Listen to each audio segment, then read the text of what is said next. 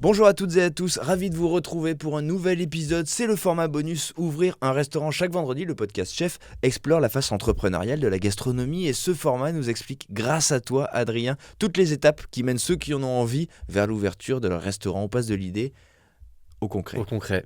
Trop bien.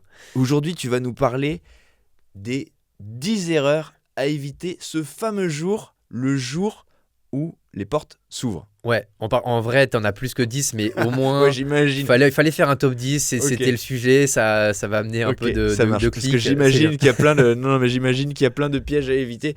Alors, ce qu'il ne faut pas faire, les 10 erreurs à éviter le jour J de l'ouverture. C'est ça. Première erreur à éviter. Première erreur, tu négliges la formation de ton équipe. Ok. Il faut que ton équipe, elle sache exactement quoi faire, se dispatcher les rôles, c'est bien de marcher par to-do list. Voilà, se dire ok, toi t'es en service, toi t'es au vin, toi t'es en cuisson, toi t'es au froid. Non, mais ça, il y a des gens qui ouvrent sans avoir réparti les rôles. Bah non, mais tu peux te dire ok, on a travaillé ensemble et puis bon, tu vas t'occuper un peu de la salle et puis dès qu'il y a un peu de monde, tu t'occuperas Ok. un peu de l'assemblage. Non. Non. Faut que ce soit clair. Tout est précis, tout est clair. Si les gens savent quoi faire, normalement t'as peu de problèmes. Ok, premier truc, chacun doit être à son poste et Ouais. savoir ce qu'il a à faire. Deuxième erreur à éviter le jour de l'ouverture. T'as pas testé ton matériel, tout ton matériel en même temps. Ah ouais. Ouais, très juste ça. Ouais, parce que tu peux avoir du matériel qui est assez vorace en électricité. Ouais. Et du coup, tu peux monter à une puissance électrique au tout début quand ton matériel se branche Ouais. à un niveau très élevé. Ouais. Et après, ça se stagne un peu. Mais du coup, ouais, se rendre compte que tout marche en même moment, que t'as pas de plomb qui saute, que ta hotte continue d'aérer, Ouais, enfin, d'aspirer. ouais. Que ton matériel, tes frigos, ils soient tous fonctionnels. Donc ça, il faut les avoir testés tous. Ouais. Il faut savoir que tout Et le matériel sur une fonctionne. longue durée, hein, tu fais ça pendant une demi-journée parce que tu peux te rendre compte qu'en fait ta chambre froide elle s'allume, mais en fait elle tient pas en degrés. D'accord, ok. Donc, D'où ouais. l'intérêt, ce que tu nous avais dit aussi dans des épisodes précédents, de faire des tests auparavant. Ouais. Et tu nous parles aussi de l'ouverture dans les soft openings aussi, c'est des trucs, mais c'est en avant. Généralement, le cuisiniste il fait des mises en service, mais ça c'est en amont. Ouais. Ah En ouais. amont, Avant vraiment. l'ouverture, il Tu faut fais un petit avoir. service. Tu te fais un gros staff meal 2 semaines avant, Ouais. et puis tu vois si testes, ça tu tourne. vois, et tu vois si ça tourne. Troisième erreur à éviter le jour de l'ouverture. Ne pas prévoir de plan B. De plan B. Plan B, comment Genre, au cas où ça plante, les gars, j'ai un deuxième restaurant. Il Est-ce est que- juste à côté, ne Ouais, dites c'est- rien. en dessous en fait. Un plan B, c'est-à-dire. Non, mais c'est souvent tu peux avoir t'as forcément un petit hic. Ce que je fais, c'est dès que j'ai un prestataire ou un matériel à acheter, Ouais. moi je fais un annuaire et une liste. Par exemple, t'as un problème. Nous on avait un problème avec un logiciel de caisse le jour J pour l'ouverture du café de l'usine. Tu sais plus qui a contacté le commercial qui a le numéro machin. Ce que je fais moi en amont, c'est déjà que sur chaque prestataire, ils savent quand est-ce que je vais ouvrir. Déjà, le commercial a une idée en tête, puis même lui, il peut venir aussi. Ouais. Et de deux, je range les numéros par annuaire, comme ça, il n'y a pas de problème j'ai le numéro, tac, ok, et tu perds moins de temps. Pareil pour le matériel, il y a un truc qui casse, ok, j'ai la référence du matériel, je ne l'ai pas perdu dans toutes mes 36 000 mails. Donc tu as tous les trucs pour Ouais. éventuellement Tu t'es paré, réagir tu sais s'il y très a un bien problème que sur tel s'il y a un point. problème, tu as de quoi réagir direct. Ok. Euh, Quatrième erreur à éviter le jour de l'ouverture. les sujets administratifs, donc... Quoi, le jour de l'ouverture, il peut y avoir Non, des sujets. bah, tu peux te dire, ma commission de sécurité, j'ai un refus de commission de sécurité. Bon, alors, généralement, ça, tu as du mal à le prévoir, mais Ouais. faut l'avoir en tout cas fait passer. Ouais. Attention, est-ce que j'ai reçu l'accord de la mairie pour ouvrir Est-ce que j'ai reçu l'accord de la mairie parce que Ouais. pour les travaux Ouais, il faut que tout soit Non, bordé. faut que tout soit bordé, sinon tu n'as pas le droit d'ouvrir. Hein. Si tu as le moindre problème administratif et que tu te fais choper, compliqué d'après Ouais, c'est pas d'être l'idée. en règle, quoi. C'est pas l'idée. Cinquième erreur à éviter le jour de l'ouverture. Les contrats monétiques et titres restaurants, qu'est-ce que c'est C'est C'est pour payer, genre t'as pas géré le truc qui Bah, en permet aux fait, gens de payer avec des tickets resto. tu peux avoir le TPE, Ouais. tu peux avoir ton compte bancaire, mais généralement, tu passes par la banque pour prendre ton TPE, mais Ouais. tu as d'autres organismes qui le proposent, Ouais. mais tu n'as pas le lien qui fait TPE et compte bancaire. Et ça, c'est con, mais c'est une carte qui se demande et qui met 2 semaines à arriver, donc c'est con de ne pas l'avoir, d'avoir de l'argent bloqué, quoi. Pareil pour les titres restaurants, il faut créer une carte qui s'appelle la carte Connex. Tu D'accord. t'enregistres. Il faut que tu aies ton cabis, ton RIB. Tout ça, c'est du temps. Donc C'est c'est du aussi temps, un truc et à après, t'as anticiper, un quoi. numéro qui vient, qui t'est dédié, Ouais, en fait, qui te répertorie. ouais, je comprends. Et après, tu as tous les organismes Bimpli, etc., qui viennent te voir en mode Hey, est-ce que tu veux t'abonner est-ce que tu veux être, en tout cas, faire partie de l'aventure et t'abonner à nous et libre à toi de dire oui ou non, mais en tout cas, ouais. Et ça, il faut vérifier que ça fonctionne aussi, donc en amont aussi Ouais, du jour J, quoi. c'est ça, tu vérifies que ça fonctionne et que tous tes contrats soient opérationnels, quoi. 6e étape, je vois le mot livraison. Ouais, les livraisons, donc là, c'est les livraisons denrées alimentaires. Ouais. Euh, Erreur à éviter le jour de l'ouverture, ne pas avoir être livré. ne pas avoir de carte. Non, mais c'est vrai. Ouais, c'est un peu con, mais c'est moi ce que je fais en amont chez Père et Fiche ou chez BioBurger, on était hyper carré là-dessus. Bon, chez BioBurger, on a une centrale d'achat, donc ça c'est différent. Tout est livré en même temps sur un point A, mais toujours ouvrir les comptes de tous les fournisseurs en amont, prendre des photos. On avait ouvert une Dark Kitchen avec Père et Fiche, on a eu un fournisseur qui est arrivé avec un trop gros camion, ou ça est arrivé plusieurs fois, qu'un fournisseur ne trouve pas le local parce que c'est dans un endroit désaffecté, donc forcément tu as du mal à trouver l'adresse. Donc tu fais venir soit le commercial en amont, déjà tu as une petite relation parce que c'est fournisseur et restaurateur, donc c'est sympa. Tu lui montes un peu le local, il se rend compte de attention, est-ce que je peux livrer, peut-être que je vais te livrer avec Aion parce que le transpalette il marche pas. Ouais, je comprends. Et derrière, en fait, tu évites un peu les problèmes en amont, quoi. Et Tout ça, il faut l'avoir pensé en amont, encore une fois. Oui, mais quoi. ça prend pas trop de temps, mais c'est des petites choses qui t'évitent un peu du stress seconde d'ouvrir et de te dire, bah en fait, mon fournisseur de crème, il m'a pas livré. Ouais. Et en fait, je sers du fromage et de la crème crue dans tous mes plats, donc c'est compliqué, quoi. 7e erreur à éviter le jour de l'ouverture.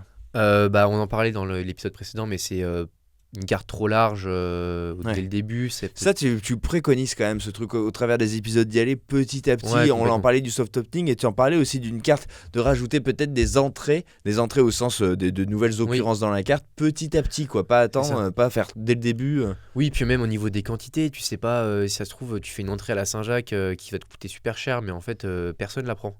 Et toi, tu as prévu 5 entrées différentes et derrière, tu fais beaucoup de pertes. Donc, c'est bien de faire de limiter 2-3 et après, ou étoffer si t'as de quoi faire, pourquoi pas.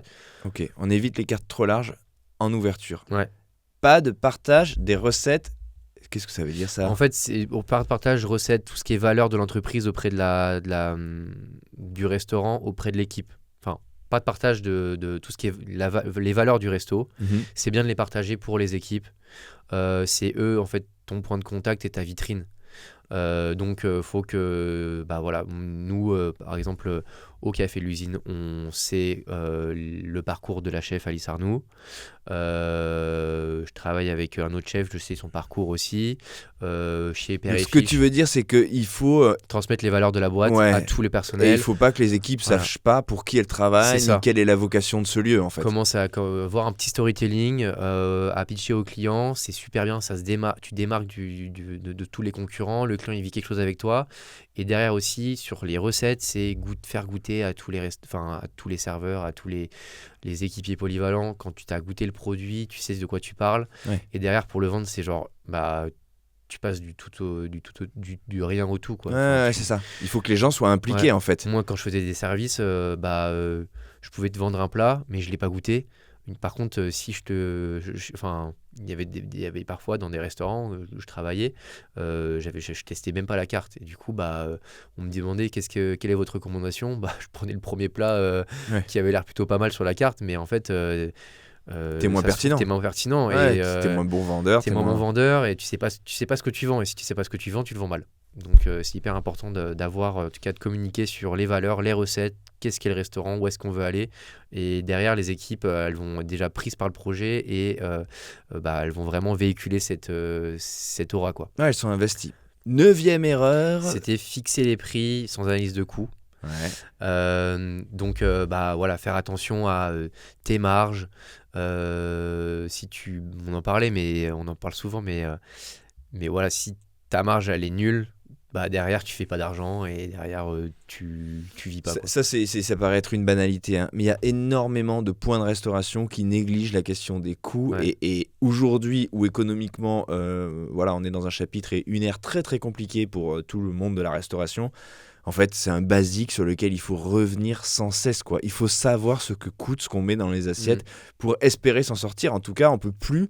Et je crois qu'il y a un truc aussi générationnel. Moi qui fais beaucoup d'interviews de jeunes chefs d'entreprise, aujourd'hui, j'ai l'impression que c'est un truc évident, intégré, en fait. Les gars, combien elle coûte cette assiette? Ça Ouais. sort pas si on sait pas combien ça coûte, en fait. Bah tu le vois un peu, je le vois sur Paris, t'as pas mal de restaurateurs, mais des nouveaux restaurateurs qui ont fait des écoles de commerce, des Ouais. businessmen qui réussissent dans la restauration parce que en amont ils avaient tous ces tips. Mais oui.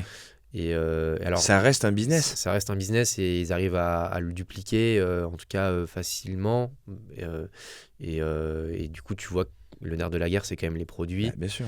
Ouais. C'est bien. Alors, c'est hyper pertinent et important de rémunérer correctement les fournisseurs, c'est parce que je dis, mais c'est faire attention à ce que tu mets, Ouais. les quantités et après bien négocier aussi. C'est Ouais, choisir un produit plutôt voilà. qu'un autre. C'est pas Ouais, que c'est choisir pas un produit ou même attention, bah ok, je veux faire du poulet frit, je vais voir mon fournisseur de poulet en me disant bah est-ce que je vais faire du volume chez toi, je vais être un gros client, Ouais. on peut faire un partenariat main dans la main, par contre il faut que tu m'aides aussi au niveau prix donc Ouais. faisons un effort ensemble et signons quelque chose pour continuer l'aventure et qu'on se développe tranquillement, quoi. En tout cas, il faut y faire attention. Il y a une dernière erreur à ne pas commettre. C'est la communication. Ne pas négliger la communication, ça quand même. Bah, après, tu le vois sur les réseaux sociaux, Instagram, il y en a plein qui font ça, mais c'est. Ouais, mais alors plus ou moins bien. C'est pas facile. Oui, Donc toi, tu dis que une erreur vraiment à pas commettre avant le jour de l'ouverture, c'est négliger ça, quoi. ouais. Il faut communiquer. Il faut communiquer, mais bien. J'ai parlé pas mal avec des relations presse et ils me parlaient de stratégie de communication Mhm. et stratégie long terme. C'est-à-dire que tu peux faire un TikTok que tu fais maison, que tu fais 1 million de vues et dans 2 semaines après, tu as ton restaurant qui est complet pendant 2 semaines, mais derrière, ton restaurant il est vide, quoi. Ouais. Donc c'est vrai que tu as une stratégie et je découvre ça aussi en bossant avec des chefs. Tu as vraiment l'image du chef et vers quoi il veut aller, l'image du lieu et contacter les bons, la presse, mais à des moments plutôt pertinents pour que tu aies du monde et du flux tout le temps. Ouais. C'est difficile à quantifier parce que tu as l'impression que bah oui, mon restaurant il est plein et c'est pas parce que tu as X ou Y personne qui est venu et qui a fait un article, Ouais. peut-être pas pour ça, c'est juste que ma cuisine elle est bonne. Ah ouais. Et le jour où ton restaurant il est vide, tu te reportes un peu sur l'agence de presse qui, elle, continue son taf. Mais du coup, avoir une stratégie de long terme, c'est hyper important. Ouais. Et établir une stratégie de com, quoi, tout voilà, simplement. bien Déjà. communiquer et de façon récurrente, pertinente, c'est hyper important.